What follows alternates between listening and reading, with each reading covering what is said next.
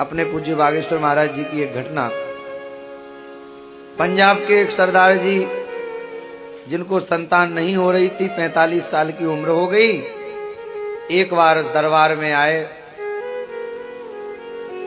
महाराज जी ने पर्चा बनाया, पर्चे पर लिखकर आया कि संतान की कामना लेकर आए हो और निश्चित ही अगर बालाजी की पेशी करोगे तो तुमको संतान होगी।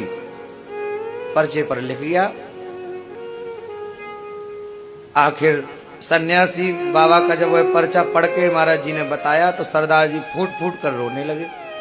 कहा, महाराज अब तो मेरी पत्नी का गर्भाशय ही निकाल दिया गया और आप पर्चे पर लिख रहे हैं संतान होगी, संतान की कामना लेकर आए हो। सन्यासी बाबा बागेश्वर हनुमान जी पूरी करेंगे, पर गर्भाशय तो निकल चुका है, अब कैसे।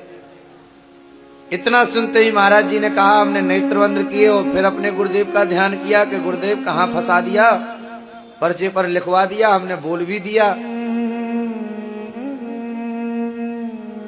इसके तो पत्नी का गर्भाशय निकल गया, अब कैसे क्या हो।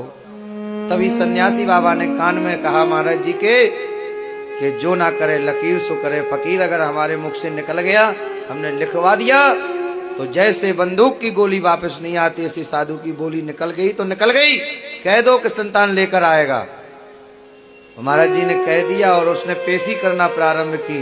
भले ही पत्नी का गर्भाशय निकल चुका था, पर 1.5-2 साल बाद महाराज वो एक बच्चे को, बालक को लेकर आया तो महाराज जी के चरणों में रख दिया। कहा, महाराज जी बालाजी के यहाँ अर्जी लगाई थी, आपके मुख से निकला था। डॉक्टर भी हैरान हो गए सुनकर। तो जो ना करे लकीर सो करे फकीर। कई बार भाग्य में ना भी हो, अगर संत के मुख से निकल जाए तो भगवत कृपा से मिल जाता है।